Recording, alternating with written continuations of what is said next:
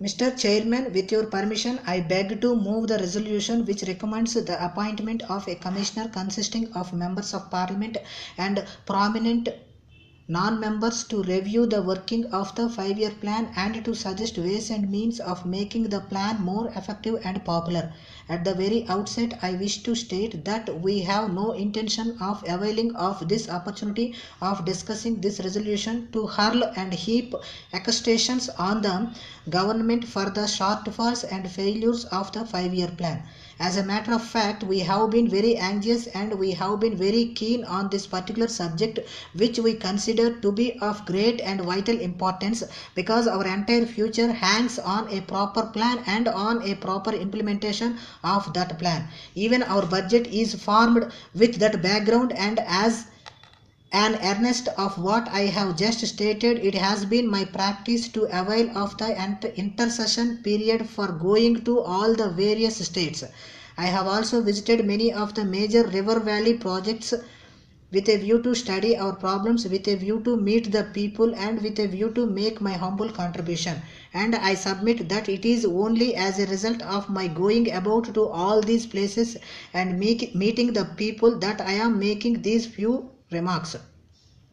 It is as a result of my experience that I feel it expedient that such a resolution as this must be given notice of.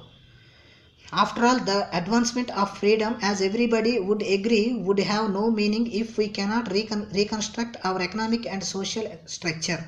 Freedoms and independence would be without any grace, without any attraction, and to no purpose. I have said all this just to emphasize the importance of the subject before us, and in the hope that we all will give serious and sober consideration to the matter and try to take stock of the situation after these 3 years of the working of the plan, and see how far we have succeeded, and if it is really necessary to make certain changes where we have failed, why we have failed, and what steps should be taken to make the plan more popular and more effective. I shall now give certain facts and figures about the plan and the progress that has been made, which will not only justify the course suggested in this resolution, but I am sure will also emphasize the urgency of the course suggested by me. At this stage, I have no intention of going into the fundamental questions. I am only taking the plan as it is, the plan as it stands, and the progress that has been made.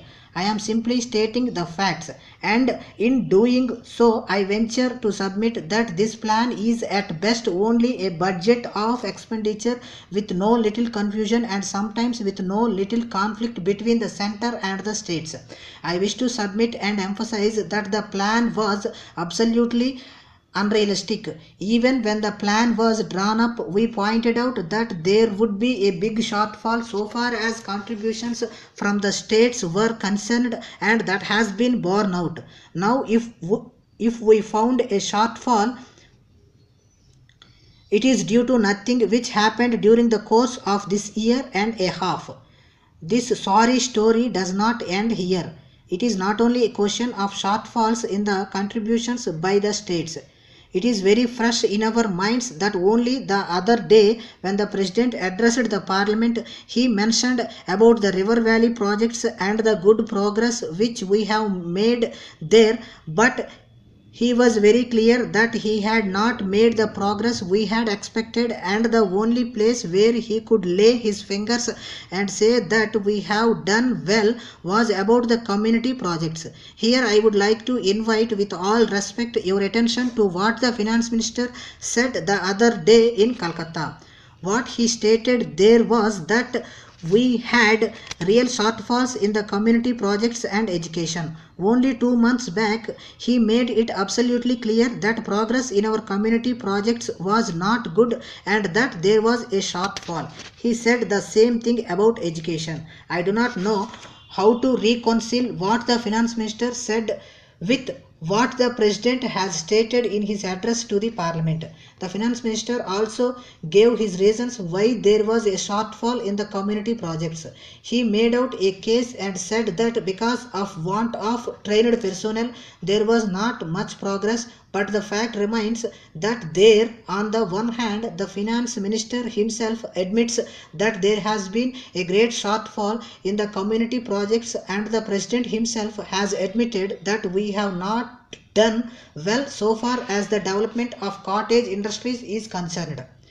As I stated in the very beginning, it is my only purpose to bring home to this house that there is a real and genuine need for all to sit down, consider and review the progress and to examine our resources. I think I have made out a case. It is not my purpose here to discuss the entire plan.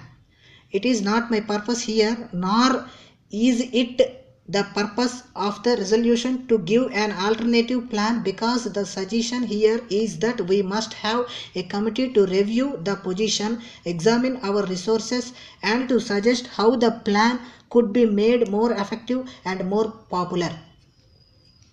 I have given these facts and figures just to convince the House that there is not only a necessity but an urgency for us to adopt this course. Proceeding further, I would like to invite the attention of the House to the administrative setup. I can cite hundreds of instances, but in the limited time at my disposal, I will cite only 2 instances to show how our administrative setup, both at the center as well as in the states, is not only incompetent but quite unsuited to discharge the responsibilities of welfare state.